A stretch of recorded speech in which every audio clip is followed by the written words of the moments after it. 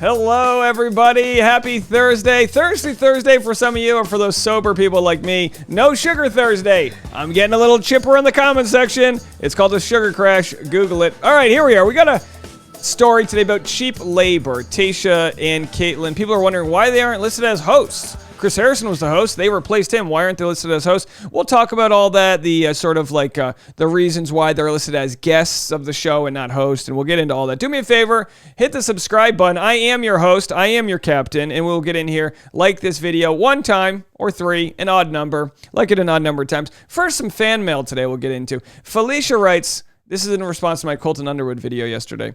Who really cares? I'm not sure why it's breaking news. Dave, I liked you in the beginning. You were so raw and uncut. I feel you are more vanilla. Heart. Just my opinion. Heart. And I wrote, my opinion is your comment sucks. I'm me and I'm still the same person. Sorry was being raw and uncut. Heart. And then she replies, it's okay, I still listen to you, thumbs up your videos, and get my friends to watch you also. Thank you. You make it fun, heart. I 100% didn't mean to offend you, just an observation. I've been listening to you since you had less than 1,000 subs, and look at you now. Congratulations on your success. I still say you were grittier in the beginning, heart.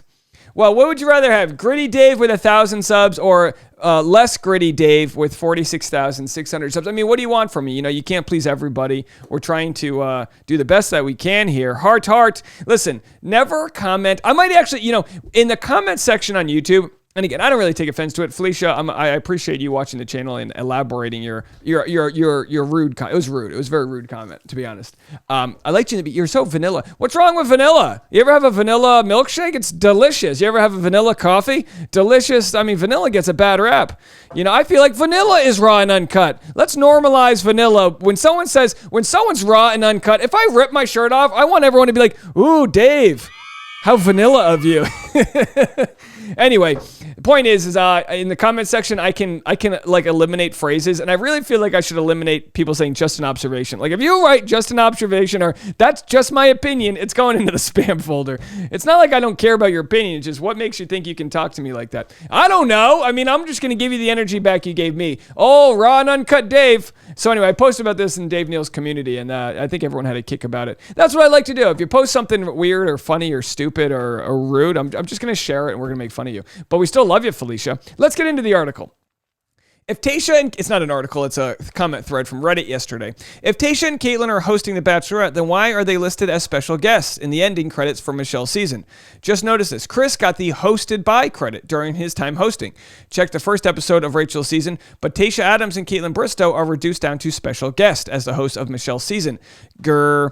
And the truth is, we'll read some comments, but the truth is it all comes down to equity. If Kaitlyn and Tayshia were such a big and important get for the producers, they could have negotiated that they're in the show title. I mean, they could have negotiated whatever they want. Tayshia and Kaitlyn present The Bachelorette. They could have done that if they were really had that equity, and by equity I mean leverage. If they had that leverage, but they didn't, so they were special guests. It comes down to your agency. Agents will negotiate how you're listed on TV screens. Now, I'm in Screen Actors Guild. I've been in it for close to 15 years now, although I probably haven't paid my dues since the beginning of the pandemic. Oh, do we have to pay dues during the pandemic?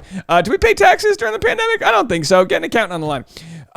And in the Screen Actors Guild, which this isn't, in the Screen Actors Guild, if you work X amount of days on a TV show, you're considered a guest star. If you have like one line in a TV show, you're considered a co-star. Co-star sounds important, but it's the lowest level of speaking performers versus a series regular. If you're a series regular, you get paid on a contract that's like very lucrative. Or if you're a guest star, the minimum used to be like $6,000 an episode, which might sound like a lot, but sometimes you only get one guest star a year, or in my case, never. So that's that. But we'll talk about title cards here.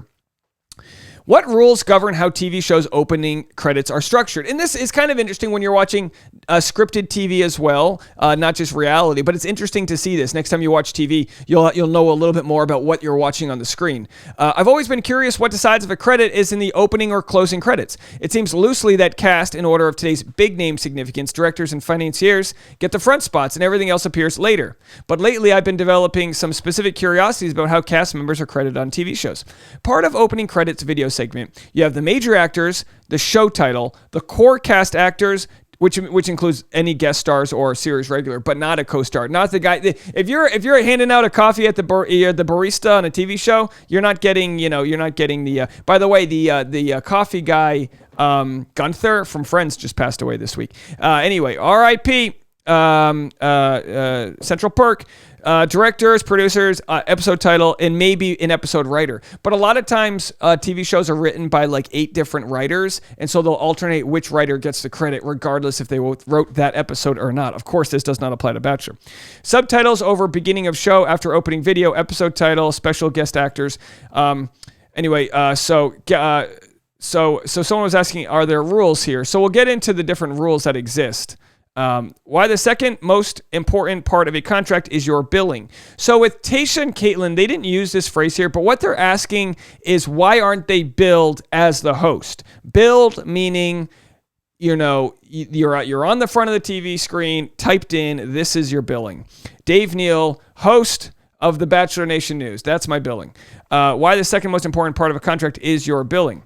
See that with Patty Sue. This would be a single title card. This is the only thing showed on the screen. Somebody negotiated for when that happens. So if you're watching a movie and it says, introducing Blake Lively, that means that's the first thing Blake Lively ever did, and the casting director, the agent of Blake Lively, along with the production, negotiated that in the end of the opening title segment, Gossip Girl, introducing Blake Lively, would be, like, that's a big deal. That's a lot of, like, information to give the audience, so it's a lot to ask for.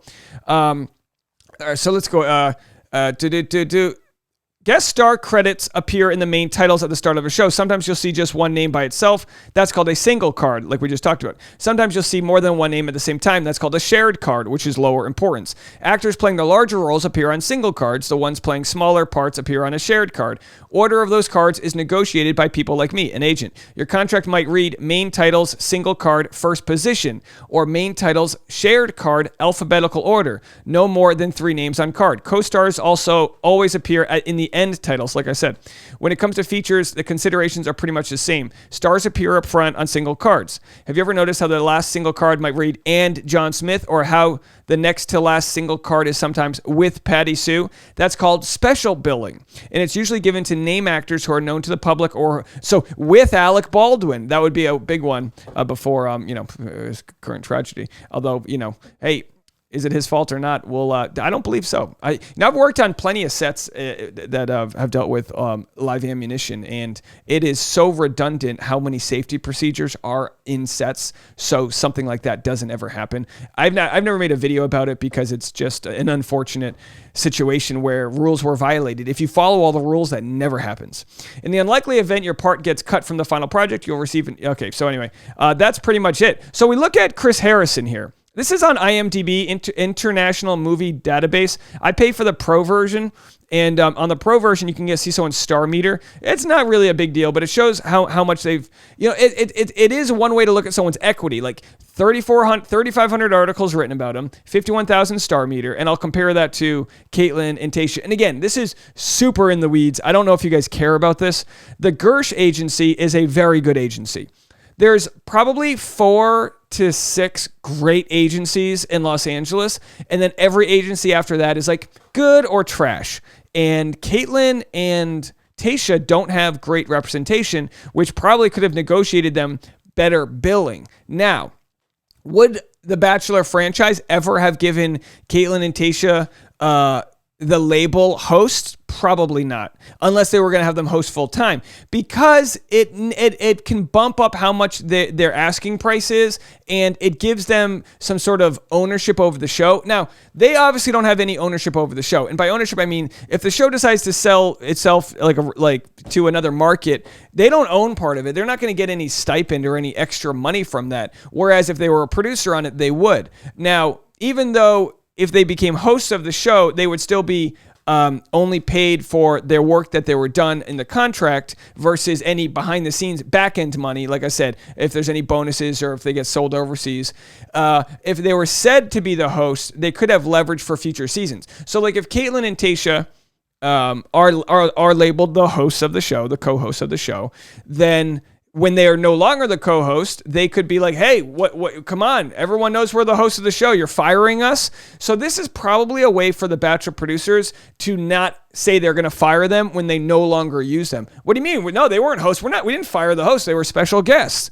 So obviously if they really wanted them, they would have called them hosts. So here's Kaitlyn. News articles, 1,000. Star meter, 53,000. So her star meter is actually almost as big as Chris. But then again, she's been in the news a lot more, Dancing with the Stars and all the other things she's got going on.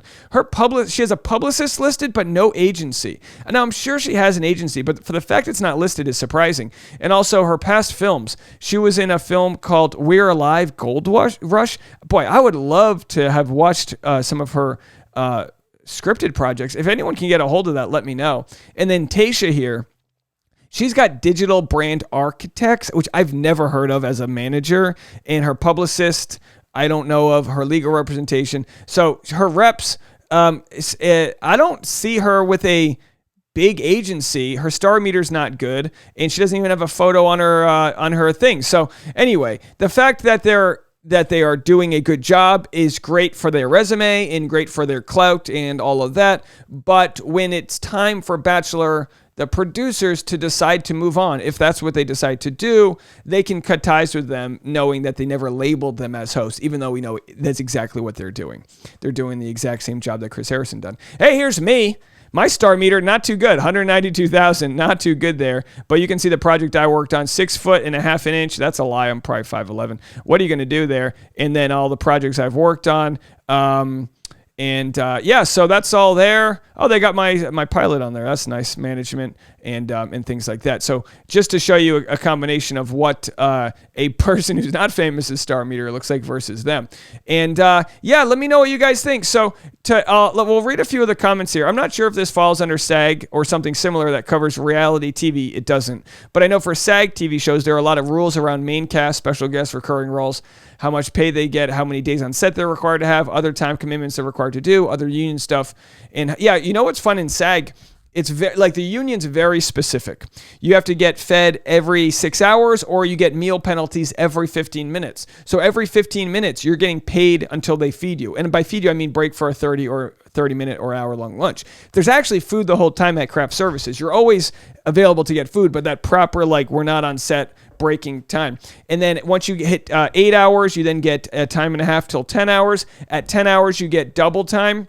Up until 16 hours. And then when you've worked 16 hours on a set, you get what's called golden time, which means for every hour you work, you're paid a full day's rate, whatever your day is negotiated as. Now, this doesn't happen too often, but I would say the average day of filming is about 12 hours, just a guess. So that's why IATSE was on a strike, because they're working so many hours and it's very exhausting. But yeah, these comments down here, they don't want to make them permanent. That's exactly what it comes down to. They probably haven't been hired as the host yet. They don't want to make them permanent because they're just standing in and have not been named the official host. I think it's because they're still in a test phase with Tayshia and Kaitlyn, the official. Yeah, why give them the host if you don't have to? Again, if you wanted to hire someone and it's like they're hiring the biggest position in your company, and you have the ability to see how they do before you officially hire them, you'll put them in a test phase. Is it great for Kaitlyn and Tayshia? No. But were they happy to take the gig? Absolutely. This is a huge opportunity from them. And whenever you're giving a huge opportunity to someone, you definitely have the advantage. Like, producers are like, look, when they went on to Katie Thurston's season, they didn't even know they would be hosting. They thought they might be there for an episode or two. They had no idea what they were getting themselves into, because days before filming Katie Thurston's season, Chris Harrison still thought he was showing up. They brought them as safety and ended up needing to use him. Still conditional. Have yet to be given permanent positions until permanent hosts are named. There are only special guest hosts. Yeah, we'll have to see with, I'm sure Jesse Palmer will get a host credit. I'm sure he'll get a host credit, but we'll have to see. We'll have to see how it all goes, you know? So anyway, just a quick update for those that have been wondering. The channel's doing very well. 46,575. Started January 1st at 7,600, and we're at 46,000. So we've grown by almost 40,000. What is that like? I mean, that's like 8. What even percentage is that? That's a lot. That's a big growth. So thank you guys so much for that. I really appreciate it. I mentioned that because we are on the road to 50,000. And lastly, I'll show you this. I'm doing Vlogmas this year, which means a Christmas vlog every day in December. Check this out, guys. Check this out. I should open this on the other one. Look at this. That's an advent calendar, okay? This is one glass of wine a day, every day in December. So I'll be drinking wine with you guys. We'll be decorating presents. I'll be doing live streams on my...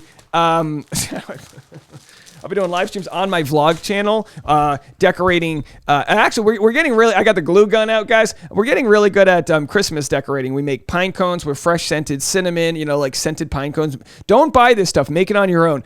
Gingerbread houses. I'm going to make a gingerbread recap desk over here and a ton of other things. Christmas cookies, all that jazz. So stick around. Go to Dave Neal Vlogs on YouTube and check that out. And we have more content coming your way. We'll see you in a bit. Bye, everybody.